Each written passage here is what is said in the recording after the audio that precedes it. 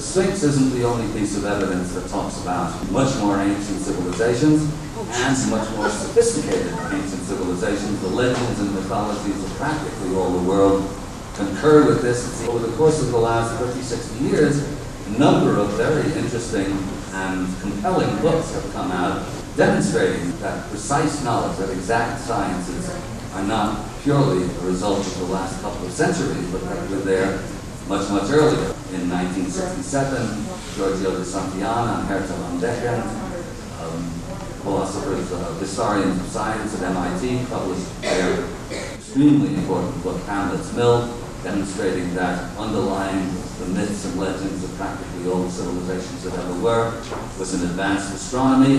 In the middle 70s, Vitor Capra, a physicist, published the Tao of Physics, illustrating the similarities between particularly the Hindu tradition and contemporary physics. Robert Temple's book, A Serious Mystery, which talks about the Dogon, the tribe, small, primitive, traditional tribe in Western Africa. The Dogon lived in almost isolation in Mali somewhere. There were two French anthropologists who worked among the Dogon for about 30 years, from the 30s into the 50s. And one day, one of the elders of the tribe took them aside and said, look, you've been working with us for about 30 years, and we've decided that we can trust you, and we would like to instruct you, initiate you into our deep knowledge.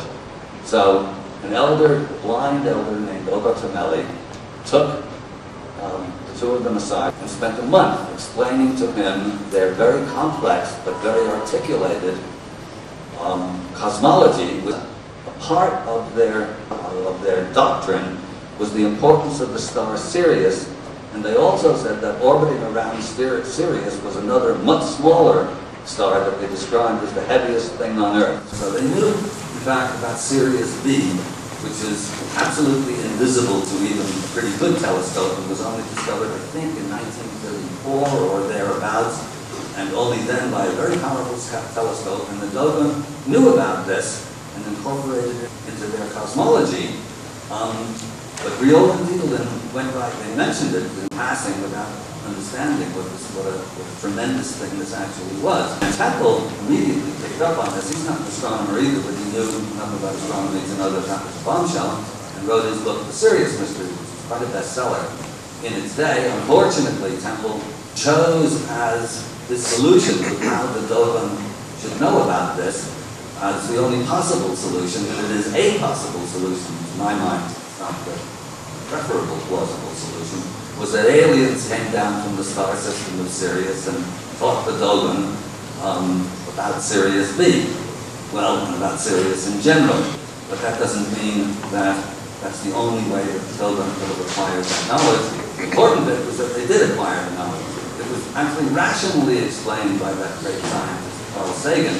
He said, well, the only way that they must have got this was that the Christian missionaries working with the Dogon told them about Sirius B. And of course, the Dogon then immediately incorporated Sirius B into their cosmology, because why shouldn't they? This explanation, believe it or not, was what infected academia very quickly, and the problem was now solved, and they can't think about it further. Anyway, Laird got interested in the possibility put out by Temple. There was a connection between ancient Egyptian cosmology and ancient Egyptian symbolism and with the Dogon. And so Laird decided to look into that. And then he started doing that, and he started finding connections all over the place. Not only was the cosmological story basically the same, strangely enough, the Dogon was the more coherent of these stories. The precession of the equinoxes, it's supposed to have been discovered by a Greek called Hipparchus in the 2nd or 3rd century BC. The ancients knew about precession and recorded it in their myths and symbols, and there's a ton of evidence for this effect. Actually, it's quite clear that they did. But, again, the question is, why was it so important to them? The Hindus talk about the yugas, which are, let's say, stages within a great cycle. And they correspond to when Plato was talking about a golden age, a silver age, bronze age, an iron age. The iron age is called the Kali Yuga. Many of you will be familiar with that particular term. It's a dark age, an age of chaos and materialism, and everything spiritual is dead, etc., etc., etc. Anyway, according to Yukteswar, the cycle of the yugas should fit, or what actually transpires, manifests within the precessional cycle. What Walter's talking about actually is that we should be thinking about the yugas in terms of a precessional cycle, fitting within a 26,000 year period. Where we are in this cycle, if that cycle is valid, is of considerable importance, because if we're a couple hundred years one way or another, makes a big difference as to what our possibilities are. Understanding where we are and what our possibilities are becomes a matter of actually crucial importance. Imagine a creature, a sentient creature, that lives for just a minute. If that minute takes place at midnight and it's raining, its experience of life will be completely different from the same creature that lived for a minute in June at noon. It's a totally different kind of experience, and that minute creature can have no idea of what life is like for a minute in June by noon, unless it comes down to him through myth and legend or somehow or another. By analogy, if we go bump it up a cycle and imagine a creature that lives, let's give ourselves 100 years for argument's sake. But our 100 years is the cosmic equivalent or the precessional equivalent of a day in February or a day in March or whatever. When they talk about a golden age and we dismiss it as fantasy or myth, or because, the ancients invented this because their own lives were so miserable, so they like to think the times were better. But if we go by analogy, we go through those steps or stages, we can see that analogically it makes perfect sense. And that's why a difference of a couple of hundred years one way or the other makes a real difference, because if this theory is true, if the ancients had this knowledge, the evidence is now, I think, commanding, then it's important to figure out where the devil are we. Are we somewhere in the middle of February still? It's a couple hundred years on the other side. Maybe we're somewhere around March. And, even though, let's say, the last week's been cold as hell where I live, and March felt like January, but maybe it's March. And we don't know. This is subject for a big, big study, because we're certainly in a pickle as a planet. There's absolutely no doubt about it. But if we knew where we stood within the cycle, we might be able, at least those of us who are interested in this sort of thing, to try and make some sort of, and do something practical about it, instead of just dream about it or complain about it.